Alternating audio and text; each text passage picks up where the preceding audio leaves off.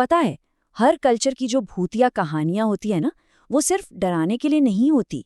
वो तो एक आईने की तरह है जो हमें उस समाज के सबसे गहरे डर को दिखाती हैं। आज हम भारत की ऐसी ही दो दिलचस्प लोक कथाओं की दुनिया में उतरने वाले हैं। अमावस की काली रात थी। ये लाइन सुनते ही एक अलग सा माहौल बन जाता है ना?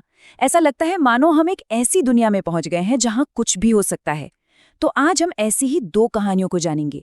एक है जंगल के एक खतरनाक रूप बदलने वाले पिशाच की, और दूसरी एक ऐसे शाही किले की जिसका नाम ही खौफ की निशानी है। तो चलिए पहले एक एक करके इन दोनों कहानियों को देखते हैं और फिर इनके बीच की कड़ियों को जोड़कर ये समझने की कोशिश करेंगे कि इनका खौफ आज भी क्यों कायम है। तो हमारी पहली कहानी का हीरो है भोला, एक बिल्कुल आम सा आदमी। उसकी मजबूरी देखिए, उसे अपने घर का पेट पालने के लिए एक ऐसे जंगल में जाना पड़ता है जिसके बारे में कहा जाता है कि वहां भूतों का वास है, और वो भी उस रात जब कहते हैं कि बुरी ताकतें अपने पूरे जोर पर होती हैं। अब देखिए, भोला के लिए पेट की आग सबसे बड़ी थी। गांव के बड़े बुजुर्ग, उसकी पत्नी, सबने उसे रोका, समझाया, लेकिन जब घर में चूल्हा जलाना हो तो डर पीछे रह जाता है। उसे अच्छे से पता था कि अमावस की रात है, जंगल में जाना मतलब मौत को दावत देना, पर गरीबी इंसान से क्या कुछ नहीं कराती। और बस यहीं से कहानी में वो टेंशन बननी शुरू होती है। तो उस जंगल में भोला का इंतजार कौन कर रहा था? छलावा। अब ये कोई आम भूत प्रेत नहीं है जी, इसकी सबसे बड़ी और सबसे खतरनाक ताकत है रूप बदलना। सोचिए, कोई ऐसी चीज जो आपके सबसे करीबी इंसान, आपकी पत्नी, आपके दोस्त, किसी का भी रूप ले ले। ये आपके भरोसे को ही आपके खिलाफ सबसे बड़े हथियार की तरह इस्तेमाल करता है। और जैसा डर था वही हुआ। जंगल में भोला का सामना होता है छलावे से। पहले तो वो उसकी पत्नी सुमन बनकर आता है, फिर गांव के बुजुर्ग शंकर काका के रूप में। ये कोई सीधा हमला नहीं था, ये तो दिमाग से खेलने वाला खेल था। उसे तोड़ देने की कोशिश थी। लेकिन ठीक उसी पल जब सब खत्म होने वाला था, भोला को शंकर काका की एक बात याद आती है कि छलावा रोशनी से डरता है। और बस लोक कथाओं का यही छोटा सा ज्ञान, यही समझ उसकी जान बचा लेती है। वो अपनी जलती लालटेन उसकी तरफ फेंक देता है। भोला की जान तो बच गई, पर कहानी यहीं खत्म नहीं होती। वो छलावा जाने से पहले एक धमकी देके जाता है कि वो लौटेगा। सोचिए जरा, ये धमकी उस एक रात के डर को जिंदगी भर के खौफ में बदल देती है। मतलब खतरा सिर्फ टला है, खत्म नहीं हुआ। तो ये तो थी जंगल की कहानी। अब चलते हैं हमारी दूसरी दास्तां की तरफ। ये डर किसी जंगल के अंधेरे में नहीं, बल्कि एक आलीशान किले की पत्थर की दीवारों में कैद है। जी हाँ, हम बात कर रहे हैं भारत की शायद सबसे बदनाम और भूतहा जगह, भानगढ़ किले की। कहते हैं भानगढ़ की कहानी की जड़ में है राजकुमारी रत्नावती, जिनकी खूबसूरती के चर्चे दूर दूर तक थे। और इसी खूबसूरती पर फिदा था एक तांत्रिक। उसने राजकुमारी को पाने के लिए काले जादू का सहारा लिया, उनके इत्र में वशीकरण का मंत्र फूंक दिया। लेकिन राजकुमारी भी बहुत होशियार थीं। उन्हें इस साजिश की भनक लग गई। उन्होंने वो इत्र की शीशी एक बड़ी सी चट्टान पर दे मारी।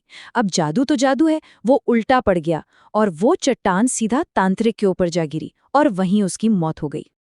लेकिन मरते मरते वो तांत्रिक एक ऐसा भयानक श्राप दे गया जिसने भानगढ़ की किस्मत हमेशा के लिए बदल दी।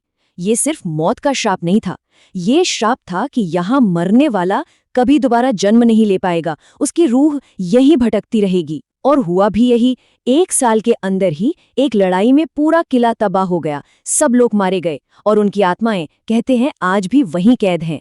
तो देखा, 2 अलग अलग कहानियां, 2 बिल्कुल अलग तरह का डर। चलिए अब जरा इन दोनों बुराइयों के चेहरों को आमने सामने रख कर देखते हैं, क्योंकि इन कथाओं का असली मजा और मतलब इसी तुलना में छिपा है। ये फर्क बहुत ही दिलचस्प है। एक तरफ है छलावा। वो क्या है? वो प्रकृति की एक अनजानी पुरानी बुराई है। वो क्यों हमला करता है, किसी को नहीं पता। उसका कोई मकसद नहीं है, कोई पर्सनल वजह नहीं। और दूसरी तरफ है भानगढ़ का श्राप, जो पूरी तरह से इंसानी है। ये जुनून, वासना और बदले की आग से पैदा हुआ है। मतलब एक बुराई जिसका चेहरा हम नहीं जानते, और दूसरी बुराई जो हमारे ही अंदर से निकली है। और सोचने वाली बात यह है कि ज्यादा डरावना कौन है? सिर्फ बुराई ही नहीं, इन कहानियों में जो इंसान हैं, उनके किरदार भी बहुत अलग हैं। आइए अब जरा इन किरदारों पर नजर डालते हैं कि वो इस खौफ का सामना कैसे करते हैं। भोला को देखिए, वो एक हीरो है, एक एक्टिव हीरो, एक आम आदमी जो अपनी हिम्मत और सबसे जरूरी अपने बुजुर्गों से मिले ज्ञान का इस्तेमाल करके उस रात से जिंदा बच निकलता है। वहीं दूसरी तरफ राजकुमारी रत्नावती हैं। वो इस पूरी कहानी की वजह है, एक कैटलिस्ट। उनकी खूबसूरती और उनका एक एक्शन ही इस पूरी तबाही को शुरू करता है। लेकिन आखिर में वो खुद उस श्राप का सबसे बड़ा शिकार बन जाती हैं। तो एक कहानी है बचने की और दूसरे बर्बाद हो जाने की। दोनों कहानियों का अंत भले ही डरावना हो, लेकिन वो जो डर पीछे छूट जाता है वो बहुत अलग है। चलिए अब ये समझते हैं कि ये खौफ आज तक जिंदा कैसे है। भोला वो उस रात बच गया, लेकिन पूरा का पूरा किला नहीं बच पाया। और यहीं हमें डर के दो बिल्कुल अलग रूप देखने को मिलते हैं। छलावे का डर कैसा है? वो एक लौट कर आने वाला खतरा है, एक पर्सनल दुश्मन जो फिर आएगा। यहाँ डर भविष्य का है। लेकिन भानगढ़ का श्राप, वो एक स्थायी जख्म है, एक ऐसी जगह जो हमेशा के लिए अपने भयानक अतीत से पहचानी जाएगी।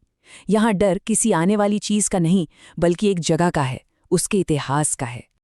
तो आखिर में ये सवाल तो बनता है, ज्यादा भयानक क्या है?